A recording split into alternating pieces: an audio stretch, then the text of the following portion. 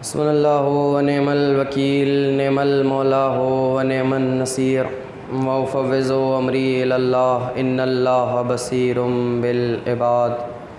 अऊज़ु बिल्लाहि मिनश शैतानिर लईनिर लईमिर रजीम। बिस्मिल्लाहिर रहमानिर रहीम। अल्हम्दुलिल्लाहिल्लज़ी काना क़ब्ला हुदूसिल अशिया व यब्क़ा बअदा फ़नाइल अशिया। तफ़र्रदा बिल अव्वलियति वल क़िदम व समा कुल्ल शैइन मा दाओ बिल फ़नाए वल अदम। कुल्लु शैइन हालिकुन इल्ला वजहुल्लाह कुल्लु मन अलैहा फ़ान व यब्क़ा वजहु रब्बिका ज़ुल जलाली वल इकराम।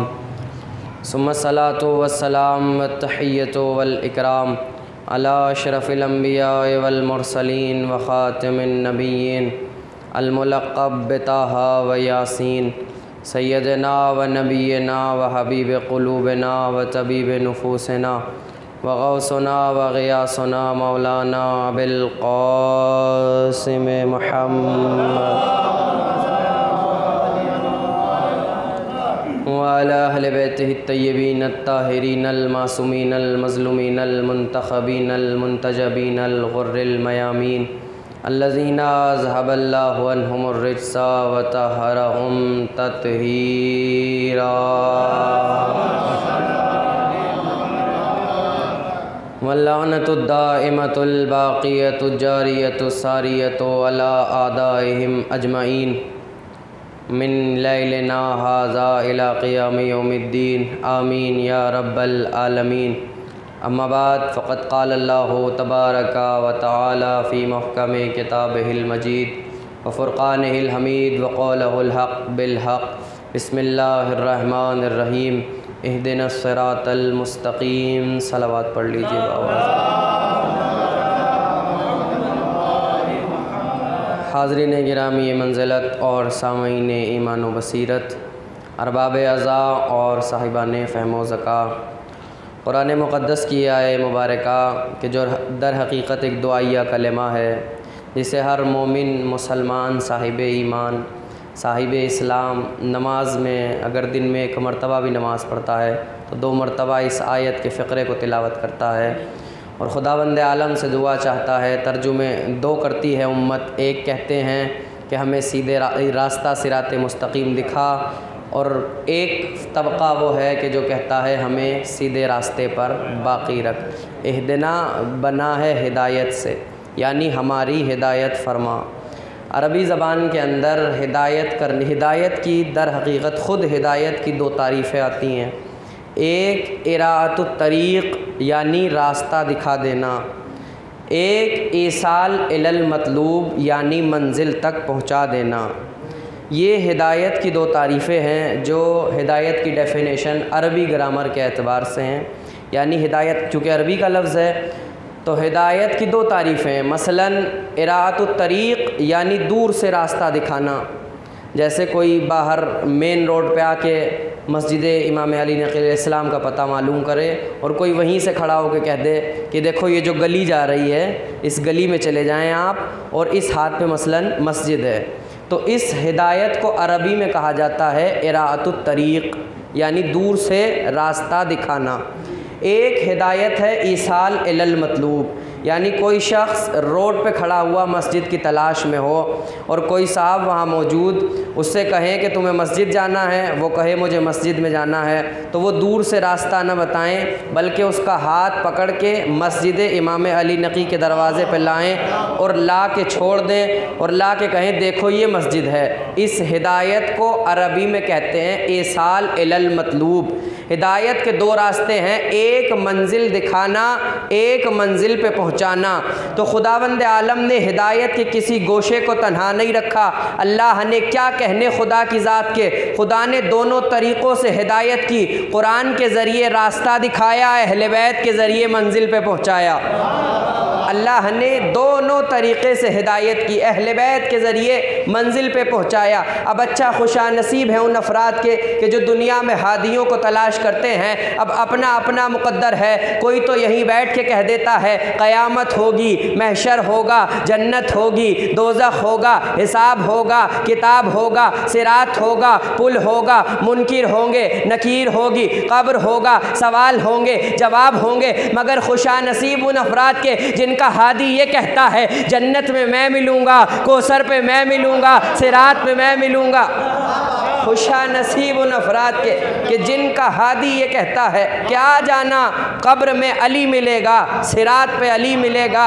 जी खुशानसीब है उन अफराद के। तो ये है हिदायत और ये है हादी। अल्लाह ने हिदायत का इंतज़ाम किया किस तरीक़े से? खुदा ने हिदायत करने के लिए पहले अम्बिया का सिलसिला नाजिल किया, फिर उसके बाद औसिया का सिलसिला, आइम्मा का सिलसिला, वलियों का सिलसिला। यानी ज़मीन किसी दौर में न हादी से खाली होती है न हुज्जत से खाली होती है। और हुज्जत का वजूद ज़रूरी नहीं होता बल्कि हुज्जत का शहूद ज़रूरी होता है। हुज्जत आप देख सकते हैं, हुज्जत आप महसूस कर सकते हैं, हुज्जत ज़माने में मौजूद होती है। आज लोग ये कह रहे हैं कि इमाम पर्दे में है, हुज्जत पर्दे में है, इमाम पर्दे में है। इमाम तो ज़माने में मौजूद है, बस पर्दा तो ज़माने की आँखों पे पड़ा हुआ है।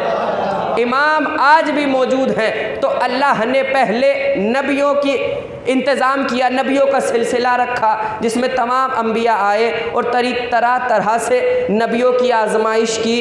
और नबियों को आजमाइश में अल्लाह ने मुब्तला किया। सारे अंबिया आते रहे और खुदावंद आलम क्या करता रहा? सबका इम्तिहान लेता रहा, सबको आजमाइश में मुब्तला करता रहा। खुदा ने किसी को जन्नत से ज़मीन पे भेजा और फिर गिरिया किया जनाब आदम ने। अल्लाह ने अहले बैत के नाम बताए तो तौबा कबूल की। अल्लाह ने किसी से कहा तुम कश्ती बनाओ, उसका इम्तिहान लिया। अल्लाह ने किसी नबी को मछली के शिकम में रखा। अल्लाह ने किसी नबी से कहा कि तुम मसलन बर्तन बनाओ। अल्लाह ने किसी नबी से कहा कि तुम गल्ला चराओ। अल्लाह ने किसी नबी से कहा कि तुम मसलन खेती बाड़ी की शावर्जी करो। अल्लाह ने हर नबी का गोया इम्तिहान लिया और इम्तिहान लेने के बाद उसके दर्जात को बुलंद किया और उसके मकाम व मनसब को बुलंद फरमाया। और फिर खुदा ने ये इरशाद फरमाया तिलकर रसूल फज़लना बाज़ुहुम अला बाज़, हमने बाज़ नबियों को बाज़ नबियों पे फजीलत दी, हमने बाज़ रसूलों को बाज़ रसूलों पे फजीलत दी। और ये कुरान मजीद का ऐलान है और बरजस्ता खुदा ने फरमाया है कि देखो तमाम नबी बराबर नहीं होते, तमाम रसूल बराबर नहीं होते, तमाम तमाम किताबें बराबर नहीं होती, तमाम अदियान बराबर नहीं होते। अल्लाह ने हर नबी को भेजा और उसका इम्तिहान लिया। इस दुनिया में भेजने के बाद सिलसिला इमामत की एक कड़ी है जनाब यूसुफ, जिनका इम्तिहान बहुत सख्त है। दर हकीकत इम्तिहान क्या हुआ कि जनाब यूसुफ अल्लाह के नबी थे। बाप को पता चल गया कि मेरा बेटा वली है, हुज्जत है, अल्लाह का नबी है, पैगंबर है। तो लिहाजा उन बेटों को छोड़ के जनाब याकूब जनाब यूसुफ से मोहब्बत करने लगे। अब बेटों चूँकि बाप की मोहब्बत उतनी नहीं देख रहे थे, चूँकि इधर सोच मनफी थी, उधर नबी की सोच मुस्बत थी। अब दिल में ये वहमो गुमान पैदा होने लगा कि बड़े तो हम हैं, ताकतवर तो हम हैं, पहले तो यूसुफ से हम आए, लिहाजा मनसबे नबूवत तो हमें मिलनी चाहिए, मनसबे विलायत तो हमें मिलना चाहिए, नबी तो हमें बनना चाहिए था। तो इसका मतलब ये है कि बुज़ुर्गी अल्लाह के यहाँ मेयार नहीं है, अल्लाह के यहाँ मेयार नस्से खुदा है। कोई कितना ही बड़ा होता रहे, न कभी नबी बनता है अपनी मर्ज़ी से, न कभी इमाम बनता है अपनी मर्ज़ी से। नबी भी वो बनता है जिसे अल्लाह चाहता है, इमाम भी वो बनता है जिसे अल्लाह चाहता है।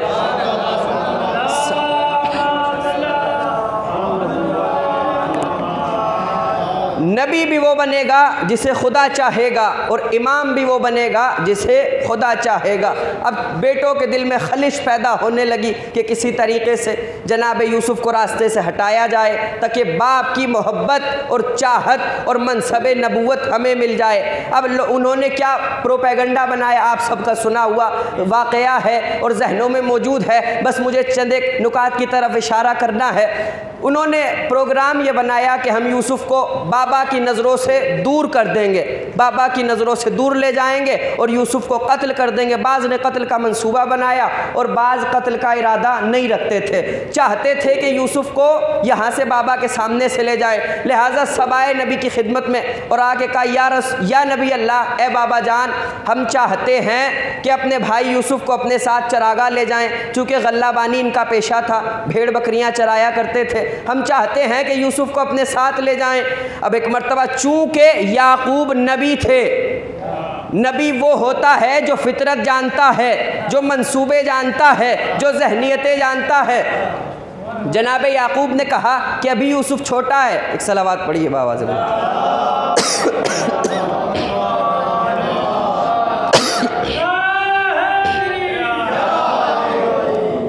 जनाब याकूब ने क्या कहा, अभी यूसुफ़ छोटा है, लिहाजा इसे गल्लाबानी के लिए नहीं भेज सकता।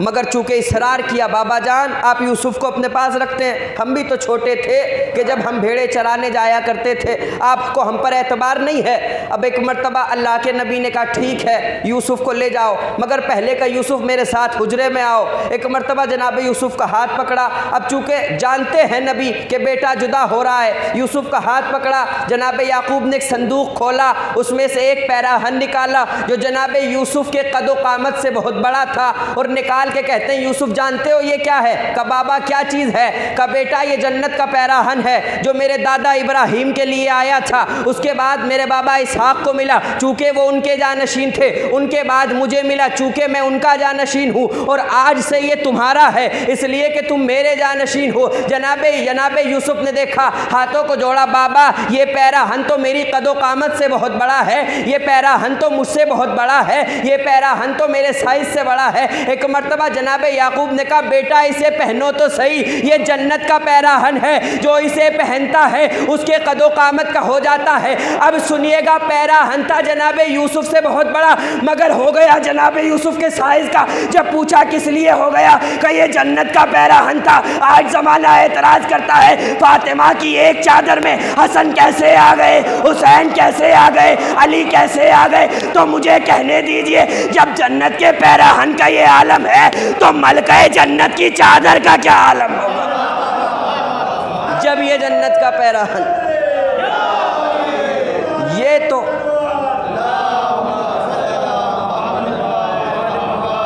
जन्नत का पैराहन जब छोटा बड़ा हो सकता है तो मलका जन्नत की चादर छोटी बड़ी नहीं हो सकती। ये एजाज़ है। अच्छा लेके चले, पहना दिया पैराहन।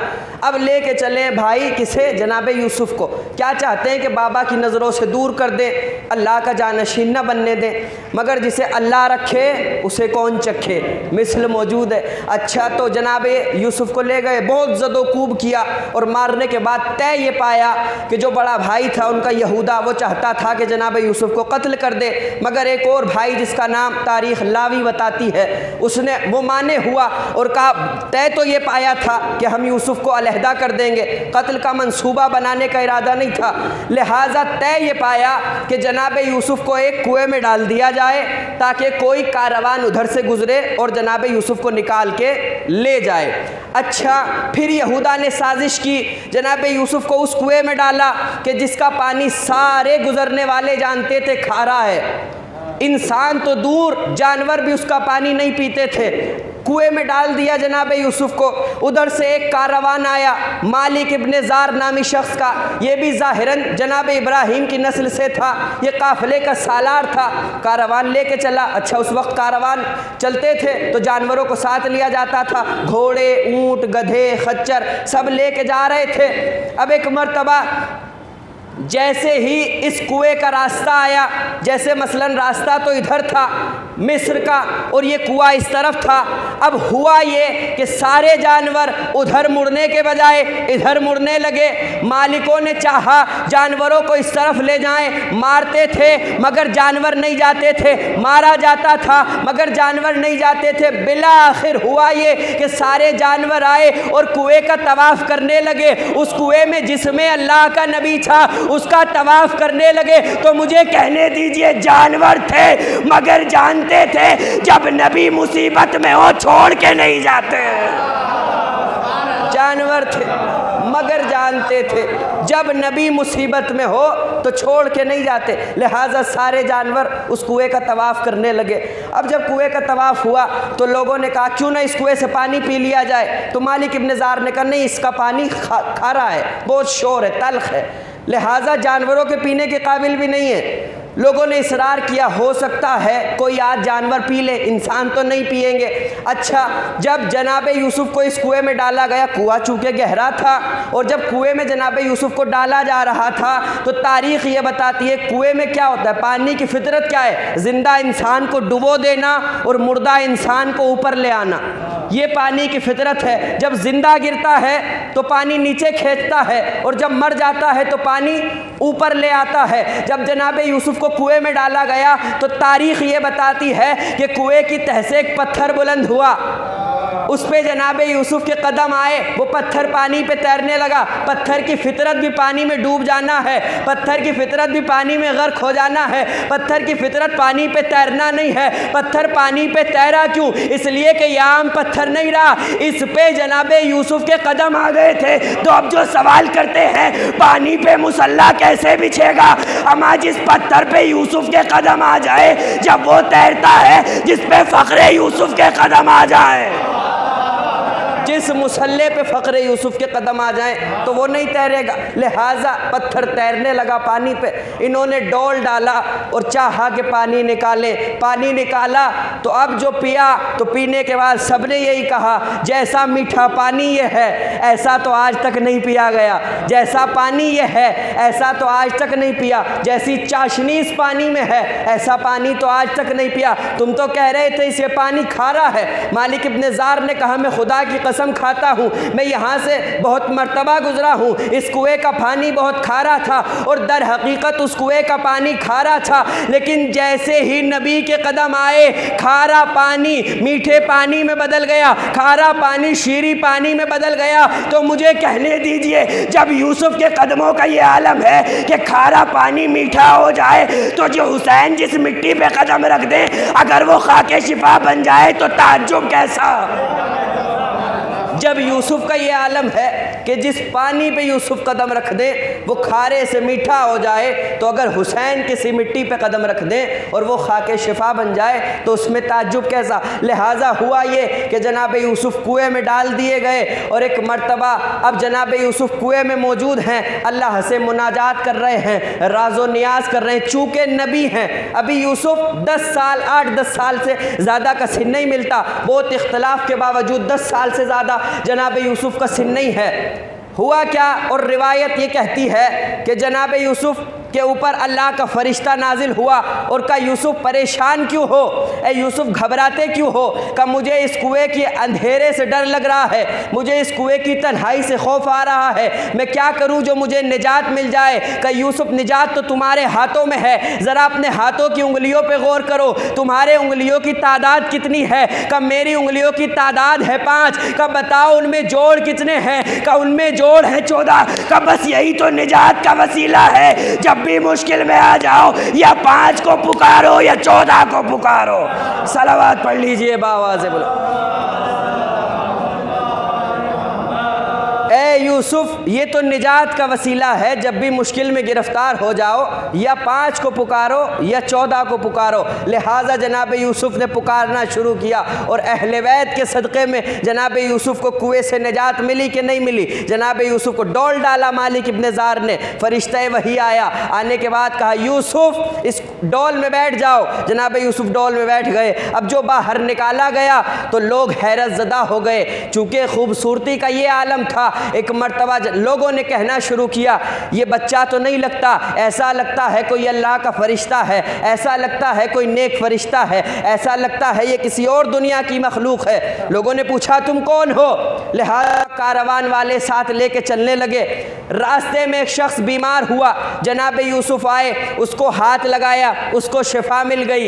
एक मर्तबा मंजिल और तय की, कोई परेशान हाल आता था, उसकी परेशानी दूर हो जाती थी। अब एक मर्तबा इस कारवान में सारे मुसलमान नहीं थे, सारे तौहीद परस्त नहीं थे, कोई यहूदी था, कोई बुत परस्त था, कोई काफिर था, कोई मुशरिक था। सब आए मालिक इब्ने ज़ार के पास और आके कहते हैं, मालिक जानते हो ये बच्चा आम बच्चा नहीं है, ये बच्चा आम बच्चा नहीं है, ये बच्चा आम इंसान नहीं है। कब वो किस लिए? का ये बच्चा हम जैसा नहीं है। का किस लिए? का इसलिए कि ये बीमारों को हाथ लगाता है, उसे शिफा मिल जाती है। कोई परेशान होता है, उसकी मुश्किल कुशाई करता है। कोई वहशत में होता है, उसका मुनीसो हमदम बनता है। कोई मरने के करीब होता है, ये उसे बचा लेता है। तो मुझे कहने दीजिए, काफिर थे मगर जानते थे जो साहिबे एजाज हो वो इंसानों जैसा नहीं होता, वो हम जैसा नहीं है, वो हम जैसा नहीं है, वो हम जैसा नहीं है। का क्यों? का इसलिए कि वो बीमार को हाथ लगाता है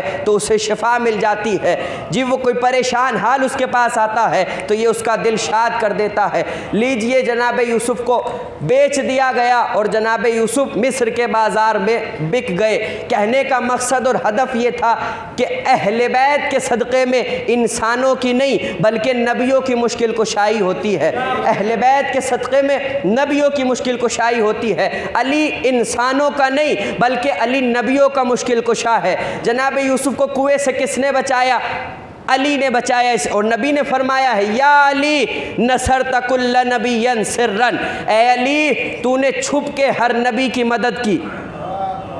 ए अली तूने छुप के हर नबी की मदद की और मेरी मदद करने के लिए तू ज़ाहिर हुआ है। हर नबी की मदद तूने छुप के की। तो अज़ीज़ाने मोहतरम, अली काबे में आने के बाद अली नहीं बने। अली तो आदम की तौबा कबूल करा रहे थे तब भी अली थे। अली नूह की कश्ती किनारे लगा रहे थे तब भी अली थे। इब्राहीम को आतिश से बचा रहे थे तब भी अली थे। मूसा को दरिया पार करा रहे थे तब भी अली थे। ईसा को मुर्दा जिंदा करने का हुनर सिखा रहे थे तब भी अली थे। यूनुस को शिकमे माही से बचा रहे थे तब भी अली थे। यूसुफ को कुएं से निजात दिला रहे थे तब भी अली थे। तो मुझे कहने दीजिए, अली ने अल्लाह के घर से कुछ नहीं लिया तो अकल के अंधो जो अली अल्लाह के घर से कुछ ना ले वो फकीरों से खिलाफत क्या लेगा? अली काबे में आके अली नहीं बना। अली काबे में आके अल्लाहुम्मा सल्ली अलैहि, अली काबे में आके अली नहीं बने। अली पहले से अली हैं। अली ने आदम की तौबा कबूल कराई, अली ने नूह की कश्ती किनारे लगाई, अली ने इब्राहीम को आतिश से निजात दिलाई, अली ने मूसा का बाजू पकड़ के दरिया पार कराया, अली ने ईसा को मुर्दा ज़िंदा करने का हुनर सिखाया। और ये राज तो ज़माने पे अफशाना होता कि अगर इमाम हसन दरबार में ना आते। जब इमाम हसन को दरबार में बुलाया गया ना, और मुसलमानों के दरबार में नहीं बल्कि रूम के बादशाह के दरबार में, कैसरे रूम के दरबार में जब इमाम हसन को बुलाया गया, वाक़या तुलानी है मगर मैं बस इतना बताना चाहता हूँ कि इमाम हसन ने पूरी उम्मत के ऊपर यह आश्कार किया कि नबियों के ऊपर अली के क्या एहसान हैं। आप जानते हैं जब इमाम अली अलैहिस्सलाम की हुकूमत थी तो उसी वक्त में शाम के अंदर भी एक हुकूमत का खुरूज हुआ। मैं कुछ नहीं कहूँगा उसे वो क्या था, हाकिम था कि बादशाह था कि क्या था, बस एक हुकूमत उसने कायम की। अच्छा, हुकूमत ऐसे तो चलती नहीं, हुकूमत चलाने के लिए बराबर के मुल्कों से ताल्लुकात अच्छे होने चाहिए। हुकूमत चलाने के लिए हुकूमत के पास मालो दौलत होना चाहिए। हुकूमत चलाने के लिए बड़े मुल्कों से रवाबित होने चाहिए। उस वक्त की दो बड़ी हुकूमतें थीं, एक तो रूम था और एक ईरान था। कैसर व किसरा जिन्हें कहा जाता था। रूम के बादशाह को कैसर कहते थे और ईरान के बादशाह को किसरा या कसरा कहा जाता था। तो इसने ख़त लिखा था रूम के बादशाह को कि मैं मुसलमानों का खलीफा हूँ। अपने बेटे को दिया कि जाओ, यजीद को दिया ख़त और जाओ जाके वहाँ कहो कि मुसलमानों का खलीफा शाम में रहता है। अब ये लेके चला बेटा, बाप का ख़त लेके कहाँ चला? रूम में, बादशाह रूम के पास सफ़ीर बन के चला अपने बाप का। अच्छा, मुझे ख़तीब का जुमला याद आ रहा है, अल्लामा ज़रा हसन ज़ैदी साहब फरमाया करते थे कि जब उनसे पूछा जाता था हाकिम शाम के बारे में आपका क्या नज़रिया है, तो वो मुस्कुरा के यही कहते थे, मुझसे क्या मालूम करते हो, यजीद के भी अब्बा थे। एक सलवात पढ़िए बावाज़ बुलंद। यजीद का भी बाप था। तो अब वो चला अपने बाप का सफ़ीर बन के पहुँच गए रूम के अंदर। अच्छा कोई ऐसे तो मिलता नहीं था, चूँकि बड़ा बादशाह था कैसर रूम, उन्हें ठहरा दिया गया मेहमान सरा में। आके दरबारी ने ख़बर की कि हुजूर वज़ीर ने बताया कि कोई आया है और आके कह रहा है कि मुसलमानों का खलीफा हूँ, खलीफा का बेटा हूँ, शाम से मुसलमानों के खलीफा का ख़त लेके आया हूँ, सफ़ीर हूँ। कहा अच्छा उसे रुकाओ, क्या कहना चाहता है उससे पता करो। इतनी ही देर में एक शख्स बैठा हुआ था, वो उठ के कहने लगा हुजूर मैंने तो ये सुना है कि मुसलमानों का खलीफा कूफे में रहता है। मुसलमानों का खलीफा कहाँ रहता है? कूफे में। और ये कह रहा है शाम से आया। का अच्छा। अब तो चूँकि बादशाह भी तज़ब्ज़ुब का शिकार हो गया, का पहले पता करो असली कौन है और नकली कौन है। अब अच्छा ये हुआ कि जाओ कूफे में ख़बर करो कि मुसलमानों का अगर खलीफा रहता है तो वो अपना सफ़ीर यहाँ भेजे। अब ख़बर की गई, मौला अली इस्लाम के पास ख़बर आई। मौला अली अलैहिस्सलाम ने अपने बेटे इमाम हसन से कहा बेटा तुम जाओ कैसर रूम के दरबार में। अब इमाम हसन नबूवत की अबाली, इमामत का अमामा लिया, अल्लाह की इज़्ज़तों के नालैन पहने, एक हाथ में तवल्ला की तस्बीह ली, एक हाथ में तबर्रा का असा लिया और इमाम हसन अल्लाह की इज़्ज़त बन के अपने घर से निकले। कहाँ जा रहे हैं? अली का सफ़ीर बन के जा रहे हैं कैसर रूम के दरबार में। अच्छा अब दोनों आ गए, बैठ गए। एक मरतबा इसने सारे उलमा को, अहले किताब को कैसर रूम ने दावत दी।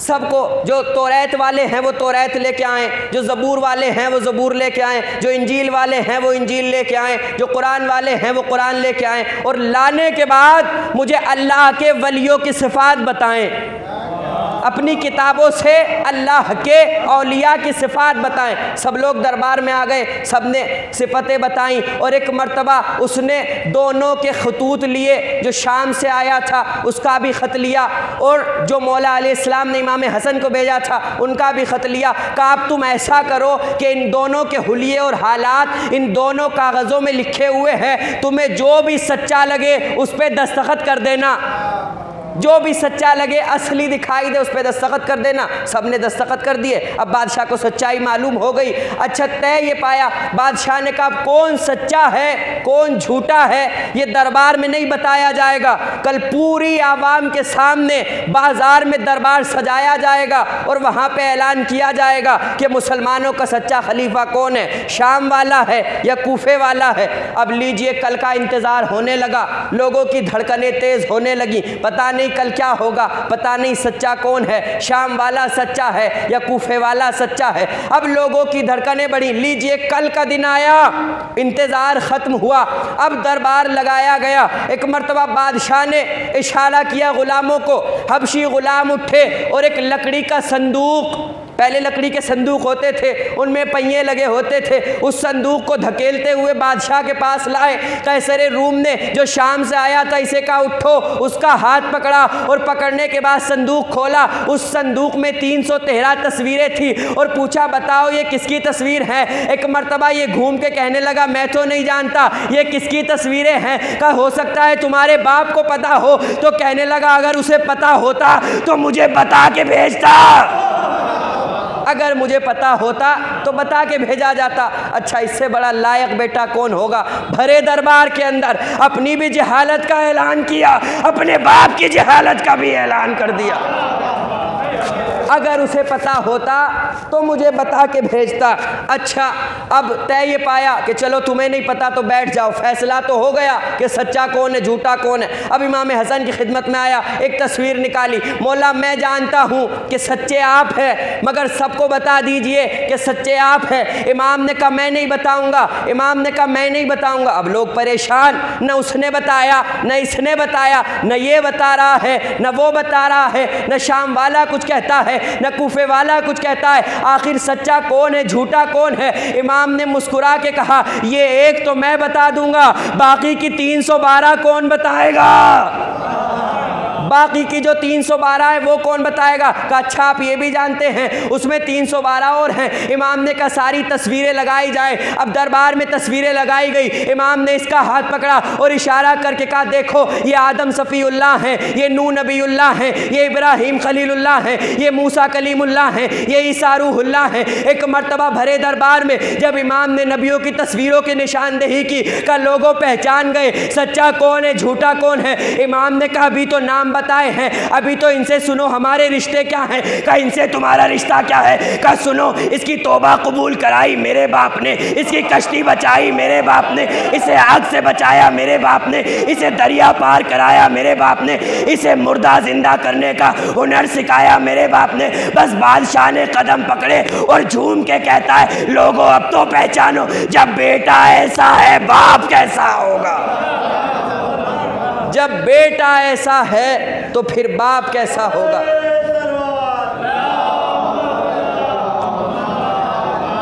तो लिहाजा हर नबी की मदद मौला अली अलैहिस्सलाम ने छुप के फरमाई। और ये नबी ने फरमाया या अली नसर तकुल्ल नबीयन सिर्रन, ए अली तूने हर नबी की मदद छुप के की और मेरी मदद के लिए ज़ाहिर हो गया।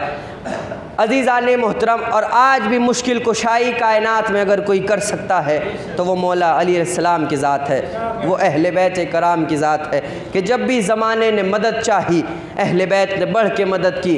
और ज़माने का दस्तूर ये होता है, हर अच्छे इंसान का दस्तूर ये होता है कि तुम भी खाओ हम भी खाते हैं, तुम भी पियो हम भी पीते हैं, तुम भी आराम करो हम भी आराम करते हैं। मगर अहले बैत का दर्स इससे जुदा है। अहले बैत क्या कहते हैं? हम नहीं खाएंगे तुम खाओ, हम नहीं पिएंगे तुम पियो, हम आराम नहीं करेंगे तुम आराम करो। हाँ अज़ीज़ान मोहतरम, जब भी ज़माने ने कुछ मांगा अहले बैत ने अता किया।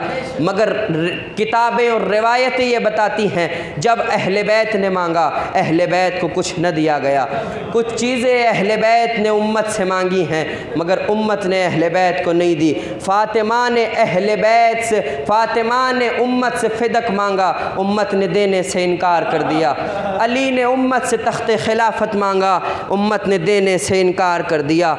हुसैन ने करबला के मैदान में अपने 6 महीने के बच्चे के लिए पानी मांगा। और जब हुसैन पानी मांग रहे हैं और एक जुमला कहते हैं जो तड़पा देने वाला जुमला है, अली असगर को मुखातिब करके कहते हैं असगर हुसैन कैसे पानी मांगे, हुसैन को मांगना नहीं आता।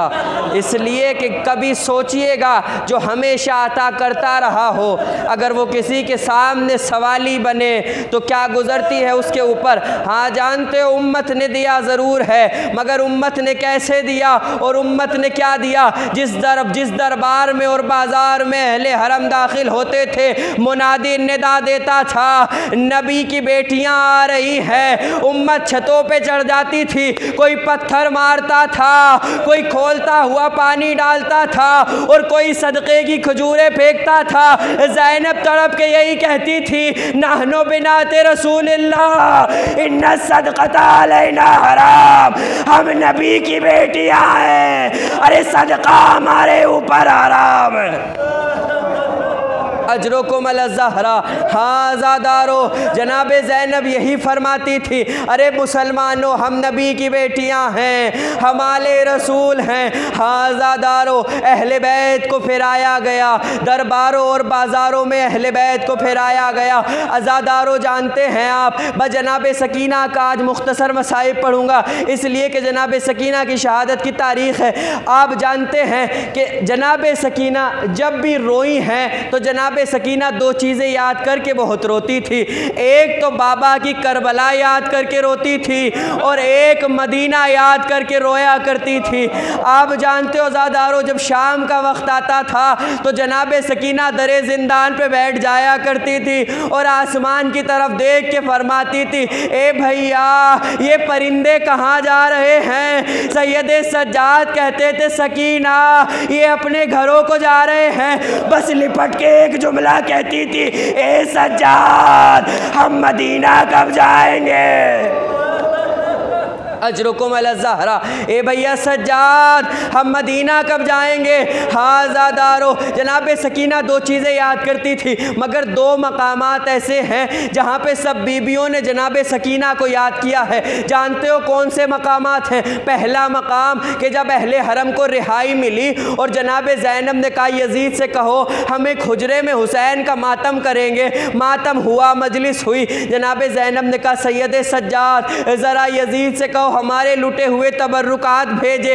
हाँ, तबर्रुकात आने शुरू हुए, अब्बास का आलम आया, सैयद सज्जाद ने बढ़ के ले लिया, हुसैन का सर आया, जनाब ज़ैनब ने बढ़ के ले लिया, अली अकबर का सर आया, जनाब लैला ने बढ़ के ले लिया, असगर के गहवारे की लकड़ियाँ आई, उम्मे रबाब ने बढ़ के ले ली। अब एक कश्ती में चादरें आई, जनाब ज़ैनब आगे बढ़ी, एक चादर उठाई, ए रबाब तुम्हारी चादर, एक चादर उठाई, कुलसूम तुम्हारी चादर, एक चादर उठाई, लैला तुम्हारी चादर, एक छोटी सी चादर उठाई और जिंदान का रुख किया।